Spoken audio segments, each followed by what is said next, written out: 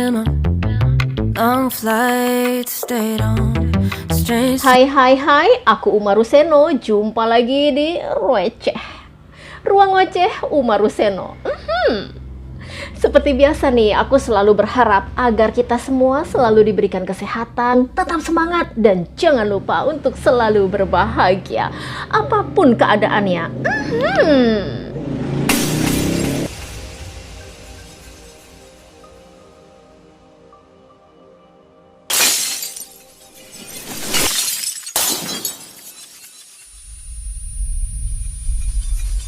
Assalamualaikum warahmatullahi wabarakatuh. Salam Rahayu, Rahayu, Rahayu. Hati-hati bila menanam tanaman ini di depan rumah. Ada beberapa jenis tanaman yang memang baik atau disarankan untuk ditanam di depan rumah. Tapi ada juga beberapa jenis tanaman yang disarankan untuk tidak ditanam di depan rumah. Nah, untuk jenis-jenis tanaman yang baik ditanam di depan rumah sudah pernah aku bahas pada video sebelum ini. Bagi sedulur yang belum pernah menontonnya, lur-lur bisa mengklik link di atas ini. Dan pada video ruweceh kali ini, Uma Ruseno akan fokus membahas tentang jenis-jenis tanaman yang disarankan untuk tidak ditanam di depan rumah. Nah, menurut orang Kejawen, tanaman-tanaman ini dianggap buruk untuk ditanam di depan rumah karena tanaman ini dapat membawa energi buruk atau energi negatif bagi seluruh penghuni rumah. Di antaranya menjadi cepat marah, menghambat rezeki, sulit jodoh, sampai cekcok hingga kebangkrutan. Nah, lur, apa saja ya tanaman-tanaman itu? Moga-moga tanaman-tanaman ini tidak ada di depan rumahmu ya. Tapi sebelum kita mulai ocehan kita pada kali ini, bantu channel aku lur agar dapat berkembang dengan cara subscribe, like, komen, dan share video ini. Jangan lupa juga untuk bunyikan loncengnya agar lur-lur semua mendapatkan notifikasi setiap kali aku mengupload video terbaru. Terima kasih. Mari kita mulai. Yang pertama, pohon beringin. Pohon beringin atau Ficus benjamina merupakan salah satu jenis pohon yang paling banyak dimitoskan berpenghuni atau dihuni oleh makhluk-makhluk gaib aliran roh-roh jahat. Pohon yang berperawakan besar dengan akar-akar yang menggantung ke tanah ini konon merupakan tempat tinggalnya Om Wowo atau Gundurwo lur. Mitos tentang pohon beringin angker ini sudah populer di kalangan masyarakat kita. Dan ada pula mitos yang mengatakan akar menggantung dari pohon beringin akan membuat penghuni rumahnya tidak bisa mandiri dan hidupnya akan selalu bergantung dengan orang lain. Yang kedua ada pohon maja. Menurut orang Kejawen, pohon maja ini dapat menyerap energi negatif dengan sangat baik. Jadi buat lur-lur yang memiliki bisnis atau usaha disarankan jangan menanam pohon jenis ini karena akan membuat usaha lur jadi bangkrut karena pengaruh negatif dari pohon ini.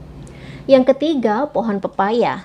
Meski buah pepaya sangat baik untuk kesehatan tubuh kita dan buah ini rasanya sangat manis, tetapi orang Kejawen tidak menyarankan untuk menanam pohon pepaya di depan rumah karena dapat membawa kesialan bagi seluruh penghuni rumah. Dan bagi lur-lur yang memiliki usaha tidak akan mengalami kemajuan, justru akan mengalami kerugian. Yang keempat, pohon anggur. Buah dengan rasa manis dan sedikit asam ini tidak disarankan untuk ditanam di depan rumah. Bagi lur yang menanam tanaman ini di depan rumah, konon dikisahkan akan kehilangan mata pencaharian. Yang kelima, ada pohon belimbing wuluh. Siapa nih yang berani makan buah belimbing wuluh dalam keadaan segar? Pasti lur-lur gak akan ada yang kuat memakan buah ini karena buah ini rasanya sangat asam. Nah, pohon belimbing wuluh konon memiliki mitos sebagai pohon yang disukai oleh makhluk gaib. Pohon ini tidak disarankan ditanam di depan rumah karena akan mengakibatkan penghuni rumah akan selalu merasa gelisah, tidak tenang, dan ketakutan. Juga pohon ini dipercaya dapat membawa kesialan bagi penghuni rumahnya. Yang keenam, pohon Kamboja. Di balik penampilan bunga yang cantik, ternyata banyak hal mistis dan mitos mengenai bunga Kamboja loh lur. Itulah sebabnya mengapa pohon Kamboja tidak boleh ditanam di depan rumah. Karena pohon ini dipercaya sebagai tempat tinggal makhluk goib. Menanam pohon Kamboja di depan rumah konon dikatakan dapat membawa kesedihan bagi penghuni rumah. Ada mitos mengenai pohon Kamboja menurut cerita masyarakat dulu. Dikisahkan ada seorang gadis yang sangat jelita menangisi kepergian kekasihnya. Gadis itu terus menangis hingga dia pun meninggal di atas pusara kekasihnya itu. Dan konon dikisahkan, tumbuhlah pohon Kamboja di tempat si gadis itu meninggal. Oke, lanjut yang ketujuh, pohon bawang. Menanam pohon bawang di depan rumah juga tidak disarankan, Lur. Menurut kepercayaan orang kejawen, menanam pohon bawang di depan rumah dapat membawa kesialan bagi penghuni rumahnya. Dan yang kedelapan, ada pohon cabe, Lur. Bukan saja rasanya yang pedas, tetapi aroma pedas dan panasnya pohon cabai ini bisa masuk ke dalam rumah. Sehingga menanam pohon cabai di depan rumah dipercaya dapat menimbulkan rasa panas di dalam rumah. Sehingga penghuni rumahnya itu jadi sering bertengkar, sering cekcok, adu mulut, sampai perpisahan, Lur. Dan yang kesembilan atau yang terakhir, ada pohon bunga bougainville. Warna bunganya yang cerah dan berwarna-warni, namun sayangnya pohon ini termasuk yang dilarang untuk ditanam di depan rumah. Konon menanam pohon bougainville di depan rumah membuat penghuni rumah susah dapat jodoh dan bisa membuat anak laki-laki atau suami tidak betah di rumah. Nah, buat ibu-ibu nih yang menanam pohon bougainville di depan rumah, please dong komen di bawah, apa benar nih si bapak jadi jarang pulang ke rumah? Kalau si bapak jadi jarang pulang ke rumah, segera Bu pindahin pohon bougainville-nya ke samping atau ke belakang rumah ya. Bagaimana? Apakah ada di antara lur-lur sekalian yang menanam pohon-pohon yang tadi aku sebutkan di depan rumahmu? Bila ada, komen ya untuk sharing informasi apakah mitos tersebut benar atau tidaknya, ya atau sebagai riset kecil-kecilan gitu, Lur. Tapi terlepas dari benar atau tidaknya mitos-mitos tersebut, aku kembali mengingatkan kepada kita semua bahwa hanya Allah Subhanahu wa Ta'ala sajalah yang dapat menentukan takdir kita, rizki kita, jodoh kita maupun maut kita. Semuanya tidak akan tertukar, akan datang masanya kepada kita. Tapi sebagai manusia, kita juga diperintahkan untuk berikhtiar. Jangan mentang-mentang semuanya sudah ditetapkan oleh Allah, lalu kita hanya rebahan saja di rumah.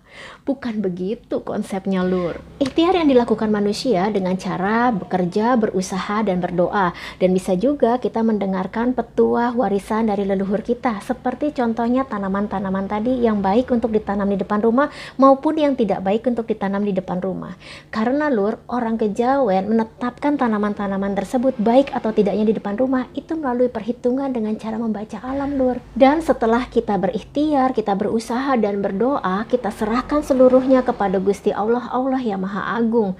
Kita memohon perlindungan hanya kepada Allah Subhanahu wa Ta'ala agar selamat hidup kita di dunia dan di akhirat. Amin.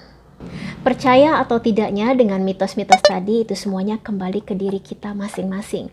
Janganlah perbedaan keyakinan, kepercayaan membuat kita menjadi bertengkar, berdebat, atau beradu.